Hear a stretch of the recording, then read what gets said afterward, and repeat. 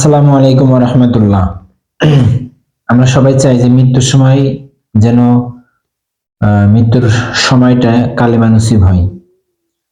এই জন্য যখন কোনো মানুষ মুমূর্ষু হয় তখন আমরা তার পাশে গিয়ে কালেমা পড়ে শোনাতে চেষ্টা করি যেন শেষ মুহূর্তে হলেও তার মুখ দিয়ে কালেমা পড়তে পড়তে দুনিয়া থেকে শেষ নিঃশ্বাস ত্যাগ হয়।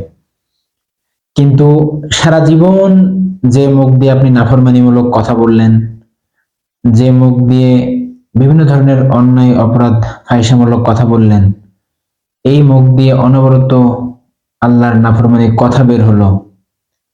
তারপরে গান বাজনা নিয়ে ব্যস্ত থাকলেন, মুখ দিয়ে অনবরত অশ্লীল গান বের হলো।